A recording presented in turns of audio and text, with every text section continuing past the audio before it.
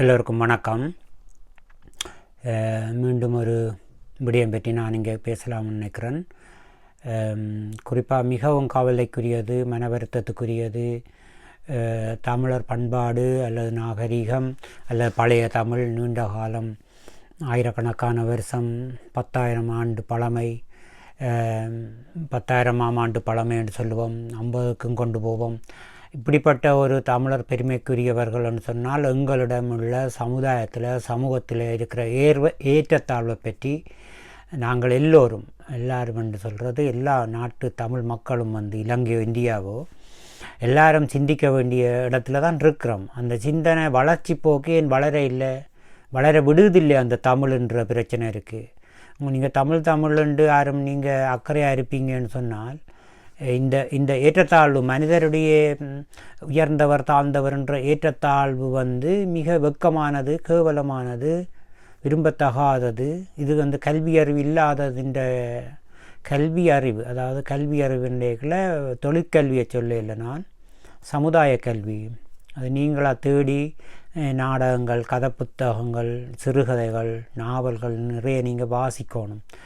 கட்டுரை தொகுதிகள் வாசிக்கணும், பேராசிரியர்களுடைய கட்டுரைகள் வாசிக்கணும், உங்களை நீங்களே வளர்த்து கொள்ளணும். அதாவது எங்களை நாங்களே வளர்த்து கொள்ளணும்.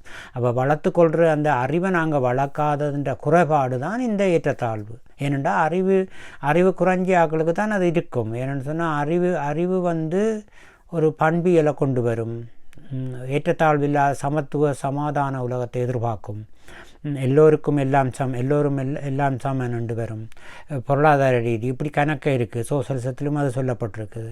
அப்போ அறிவு மூலம் வளர நாங்கள் இப்போ நல்ல குணம் இருக்குன்னு வச்சுக்கொள்ளுங்களேன். இரக்கம், அன்பு, நேர்மை கொண்ட ஒரு நல்ல குணமுள்ள ஒருத்தர் இருக்கிறார். அவர் ஒன்றும் வாசிக்க இல்லை, ஒருத்தரோடும் கதைக்கிறவும் இல்லை, சிந்திக்கவும் இல்லைன்னு வச்சுக்கொள்ளுங்க.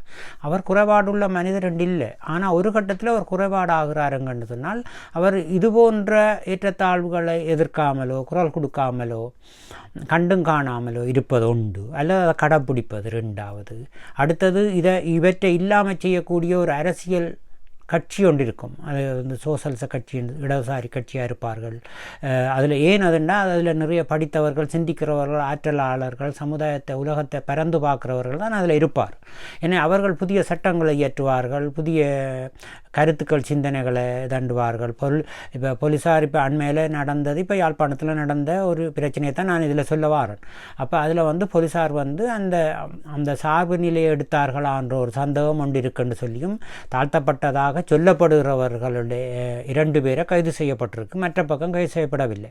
அப்போ எனவே அங்கே சமத்துவ நீதியை அவர்கள் பார்க்கணும். அப்போ அது நல்ல போலீஸ் அமைப்பை உருவாக்கி கொண்டு படிப்படியாக இந்த NBP அரசு வருகுது.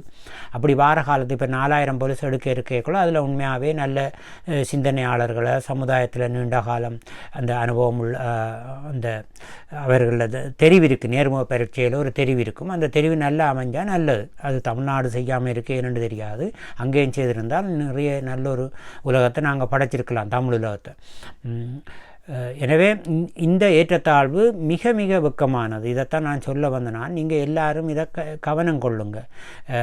கவனம் கொள்வதன் மூலம் இது ஒரு வெட்கம். எங்களோட சுமையில் இப்போ நாங்கள் இப்போ ஒரு உதாரணத்துக்கு என்ன சொல்கிறது, ஒரு சமுதாயமாக நாங்கள் உலகத்தில் முந்தி இருக்கணும், அல்லது தமிழ் பழைய மொழியுண்டு இதை வச்சு கொண்டு போகிறது.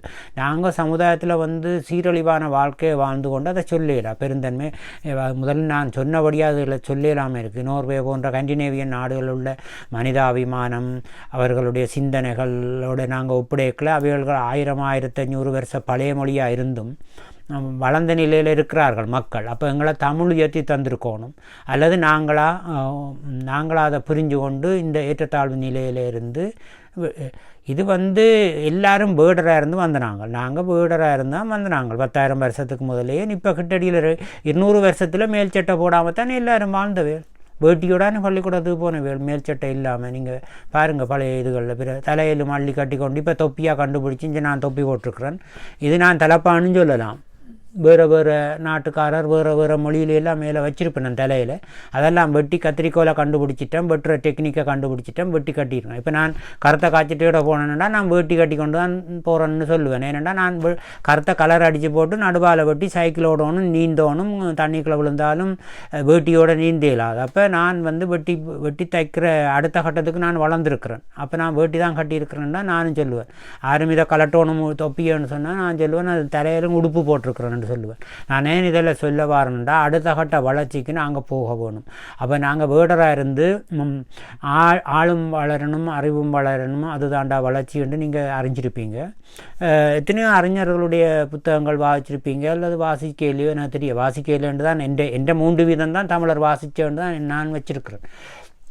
கண்டதுகளையும் வாசிக்கிறது ஒரு 15 பேர் 2 வைப்போம். 15 வீதத்துக்குள்ளே 3 வீதம் முற்போக்கான முக்கியமான சமூக விஞ்ஞான அறிவை பெறக்கூடிய பொறுப்பு வாய்ந்த நூல்களை வாசிப்போம். இல்லாமல் செய்கிறதுக்கு ஒவ்வொருத்தட்ட பங்கும் என்னென்று பார்க்கணும். அதனுடைய கொடுமை, அதனுடைய வேதனை ஒவ்வொரு மனிதனுக்கு எப்படி இருக்குமென்று கற்பனையில் முதல் செய்யுங்க. கற்பனை செய்து பாருங்கள் எப்படி இருக்குமென்று சொல்லி என்று கூறிக்கொண்டு, இப்போ வெளிநாடுகளிலும் பார்க்கலாம் இல்லை, வெள்ளைக்காரர் வெளிநாட்டில் இருக்கிற தமிழரையும் தாழ்த்தி பார்க்கலாமே அப்படின்னு நினச்சா அப்படி இல்லை. வேறு நாடுன்னு சொல்கிற அந்த சில இதுகள் 2 வீதம் 3 வீதம் மக்கள்கிட்ட இருக்குது.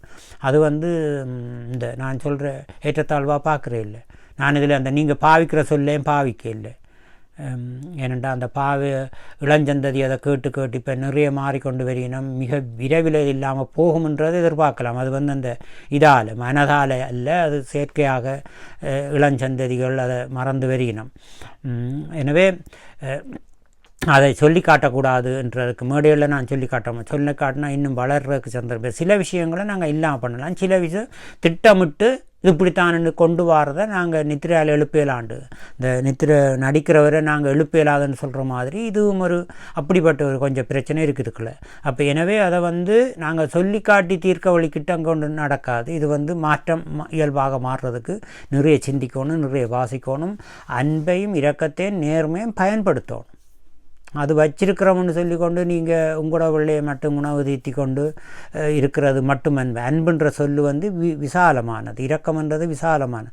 எப்படி எங்களோட பிள்ளைகளில் அன்பு வச்சிருக்கிறோமோ அது பக்கத்து வீட்டு பிள்ளைக்கும் இருக்கும் வரைக்கும் தான் இருந்தால் தான் அந்த அன்புனுடைய உண்மைத்தன்மை வரும். என்னென்று வரும், இப்படி வராது. அப்போ அதுலேருந்து நாங்கள் மிருகத்திலேயோ வேறு விலங்குலேருந்தோ மாறுபடுறோம்ன்றோம். அதையும் நாங்கள் சொல்கிறது இப்போ வெக்கக்கேடாக வந்துட்டுது. அது மிருகங்கள் அப்படி இல்லைன்னு வருது, இருக்கிற மிருகங்களும் இருக்குது. அப்போ எனவே அந்த மிருகங்கள் மாதிரி நாங்கள் வாழலாது, மனிதராக வாழ்ந்து பார்க்கணும். மற்றது ஒருக்கா வாழ்ந்து பார்க்குற இந்த வாழ்க்கையை ரசித்து சந்தோஷமாக எல்லோரும் ஒற்றுமையாக ஒன்று சேர்ந்து வாழ்கிறதானே வாழ்க்கை அழகாக இருக்கும். அந்த அழகான வாழ்க்கையை ரசிக்கணும் நாங்கள். எனவே எல்லோரும் நல்ல ஒரு முடிவுக்கு மிக விரைவில் வரணும். மிக மிக கண்டிக்கத்தக்கது இந்த யாழ்ப்பாணத்தில் நடந்த இந்த பிரச்சனை. தகப்பனுக்கு அடிக்க போய் அந்த மகன் போய் அதை தட்டி கேட்க போய் அதிலிருந்து யுத்தம் வந்தது, கைகலப்பு வந்தது. அது ஒரு செய்திகளில் பரவலாக வந்ததால் தான் நான் அதை கதைக்க வரேன். என்னென்னா இப்போ ஒரு சின்ன குறிச்சியில் நடந்த நான் கதைச்சி பெருசாக்கிறோமா இல்லையாண்டு அப்படி வராது. இது உங்களுக்கு தெரிஞ்ச ஆக்களுக்கு தெரியும். இளஞ்சந்ததிக்கும் இந்த தமிழ் விளங்காது தானே, அதால் எனக்கு பிரச்சனை இல்லை, கொஞ்சம் கதைக்கலாம். பழைய ஆக்களுக்கு இப்போ ஒரு 30-40 வயதுக்கு மேலே இருக்கிறவங்களுக்கு தமிழ் விளங்கும்னு நினைக்கிறேன். அப்போ அதால் இதில் சொல்கிறதுல தவறு இல்லை. ஆனால் எனக்கு வெக்கக்கேடான ஒரு விஷயம்னு நாங்கள் நினச்சி கொண்டு இதை இல்லாமல் பண்ணுறதுக்கு எல்லோரும் பாடுபடுறேன்டா வெளிப்படையில் அந்த கருத்து சிந்தனைகள் அறிவுகளை வளர்க்குறதன் மூலம் இயல்பாக இல்லாமல் போகும் என்ற அந்த சிந்தனையை வளவுங்க. எல்லாரோடும் உறவாக பழகிறது, அன்பாக இருக்கிறது, நட்பாக இருக்கிறது, எங்களோட பிள்ளைகளுக்கு ஒன்றுமே சொல்லிக் கொடுக்காமல் விடுறது, இதுதான் அந்த தீர்வுகள் தான் நான் சொல்கிறேன். நான் பிள்ளைகளுக்கு சொன்னால் மிக தவறு, சொல்லக்கூடாது.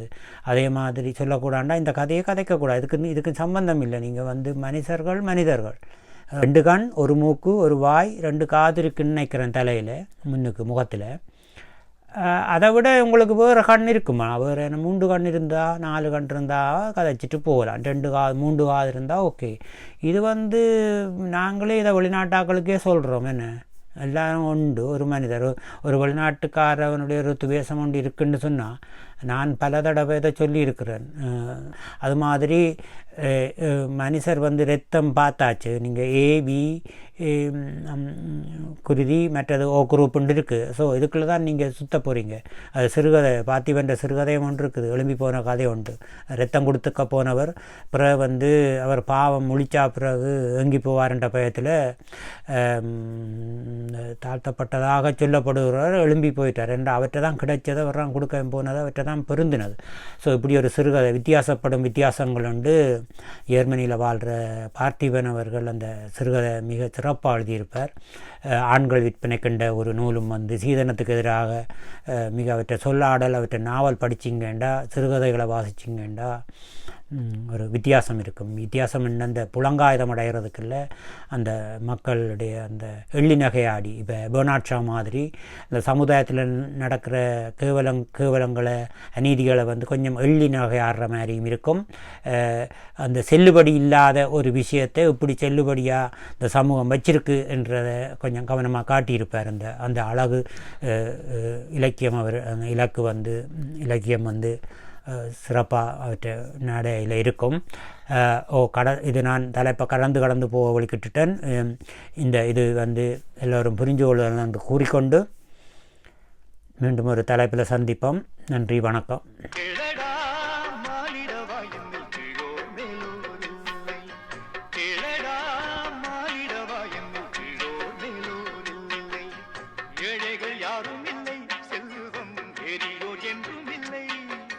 வாழ்வுகள் தாழ்வும் இல்லை என்றும் மாண்புடன் வாழ்வுமடா.